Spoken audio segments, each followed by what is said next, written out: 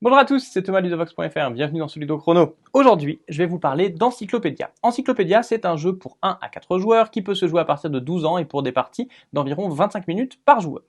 Encyclopédia, c'est un jeu dans lequel vous allez incarner des naturalistes qui allaient aider Buffon à écrire sa grande encyclopédie, l'histoire naturelle, qui va traiter donc des animaux. Il va vous falloir donc choisir les animaux à étudier, monter des expéditions pour aller les étudier et ensuite partager ce que vous avez trouvé en publiant vos résultats, ce qui va vous permettre de marquer des points. C'est évidemment le joueur qui aura le plus de points à la fin de la partie qui sera le gagnant. Donc au début de la partie, on va installer le plateau central sur lequel on va mettre notamment les cartes des animaux que l'on va pouvoir étudier. Alors chaque animal va avoir plusieurs critères pour le définir. On va savoir de quel continent il vient, de quel type il est que c'est un mammifère ou un reptile, est-ce qu'il est carnivore ou végétarien, dans quel habitat il vit, est-ce qu'il préfère les habitats plutôt chauds, plutôt froids ou plutôt tempérés. Chaque joueur aura également devant lui un plateau avec les éléments qui lui sont propres et on commencera tous avec 2 cartes animales. La partie peut alors commencer, elle est organisée en une série de 6 manches. Au début de chacune des 6 manches, on va commencer par retourner un des jetons qui va donner un bonus à tout le monde pour la manche. Puis, chacun des joueurs va piocher 4 dés dans le sac qui est ici, il va les lancer et les placer sur son plateau. Une fois que chacun des dés ont été placés, les joueurs vont jouer à tour de rôle. Lorsque c'est à moi de jouer, je vais récupérer un des dés, n'importe lequel parmi ceux qui sont disponibles, et je vais m'en servir pour faire une des actions présentes sur le plateau. Alors lorsque je récupère un dé, si je le récupère devant moi, eh bien il ne se passe rien. En revanche, si je le récupère chez un adversaire, eh bien l'adversaire va récupérer le bonus ici qui est indiqué. Donc si jamais je récupère ce dé, eh bien mon adversaire va récupérer 2 pièces d'or. C'est pour ça donc qu'on va choisir comment placer nos dés en fonction de ce qui va pouvoir ou non intéresser nos adversaires.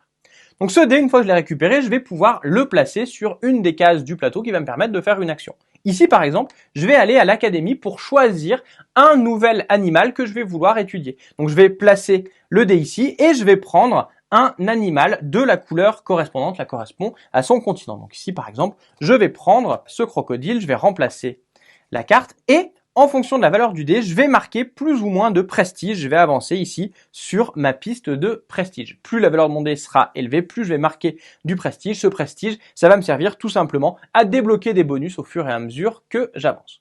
Donc comme vous le voyez, lorsque l'on va faire une action, la couleur du dé et sa valeur va avoir éventuellement de l'influence. Je vais pouvoir néanmoins changer ces couleurs et cette valeur. Pour changer les couleurs, je peux dépenser des jetons expédition ou bien je vais pouvoir changer les valeurs en dépensant de l'argent. Chaque pièce que je dépense me permet d'augmenter ou de diminuer de 1 la valeur d'un dé. Pour récupérer ces jetons expédition et ces pièces d'argent, eh bien, je peux tout simplement faire l'action de placer un dé ici ou ici. Ici, je vais récupérer des jetons d'expédition en fonction de la valeur du dé. Et ici, je vais récupérer 5 pièces d'or. Et en plus, si je suis le premier, je récupérerai eh bien, le marqueur premier joueur, ce qui me permettra d'être donc le premier joueur à la manche suivante. Je vais pouvoir également, comme action, placer un dé ici pour récupérer un expert. Lorsque je récupère un expert, eh bien, je le choisis parmi ceux disponibles, je le place sur mon plateau et je le remplace avec une nouvelle carte. Alors ces experts, eh bien, ils vont me donner des pouvoirs soit que je pourrais utiliser une seule fois, soit des pouvoirs permanents, soit des pouvoirs qui me permettront de marquer des points en fin de partie. Si la carte est toujours visible, en effet, eh bien, j'ai un nombre d'experts limité. Si jamais j'en place d'autres, eh bien, ceux que j'ai déjà devront être recouverts. De plus, si jamais je mets une couleur qui correspond à l'expert que j'ai récupéré, eh bien, je pourrais récupérer un jeton d'expédition. Une fois que j'ai choisi les animaux que je voulais étudier, je vais pouvoir monter une expédition pour aller faire des recherches sur ces animaux. Donc pour cela, je vais prendre un dé de la couleur du continent que je vais vouloir explorer. Je pourrais toujours changer la couleur du dé avec un jeton expédition. Et je vais la mettre sur la case la plus à gauche, encore libre, du continent en question. Donc ici, en la mettant là, je vais pouvoir récupérer 3 marqueurs de prestige et donc éventuellement récupérer des bonus. Ce dé, eh bien, sa valeur va me donner des points de recherche que je vais pouvoir dépenser. Ces points de recherche, je vais pouvoir en avoir plus en dépensant par exemple un jeton d'expédition pour en avoir 2 de plus ou bien de l'argent pour en avoir encore plus. Donc ces points de recherche, ils vont me servir à mettre des petits cubes sur des animaux que je vais vouloir étudier. En fonction du critère sur lequel je vais placer mon petit cube, eh bien, je vais dépenser plus ou moins de points de recherche. Donc par exemple, si je veux passer un petit cube sur un critère niveau 2, il faudra dépenser 4 points de recherche. Ici, j'en ai 8, 6 plus les 2 que j'ai dépensés. Je vais en dépenser 4 pour mettre par exemple une recherche ici sur cet animal et je vais marquer immédiatement les points correspondants. Il me reste encore 4 points de recherche. Je vais m'en servir pour en dépenser 2 pour mettre un cube ici et pour mettre un cube sur un autre animal mais qui appartient toujours au bon continent. Une fois que j'ai fait ça, eh bien ma recherche est terminée. Plus tard, si d'autres joueurs veulent faire des recherches sur le même continent, eh bien ils auront un peu moins de prestige, mais par contre, ils auront des points de recherche supplémentaires. Une fois que j'ai fait suffisamment de recherches, eh bien il va être temps de publier mes recherches en faisant l'action qui est ici. Là aussi, je vais choisir un dé de la couleur d'un de mes animaux. Cet animal, ce sera mon animal de référence. Donc ici, je vais prendre par exemple un dé que je vais mettre sur cet animal qui sera mon animal de référence. La valeur de mon dé va m'indiquer jusqu'à quel critère je vais pouvoir publier. En effet, si j'utilise un dé de valeur 2, je ne pourrai publier que concernant le lieu d'habitat de l'animal, mais si je prends un dé de valeur 4, je vais pouvoir publier jusqu'au critère numéro 2. Donc ici, eh bien pour mon animal de recherche, je vais pouvoir prendre ce petit cube et le mettre ici, dans la case des animaux carnivores, car j'ai publié sur un animal carnivore, je marquerai immédiatement les points ici correspondants.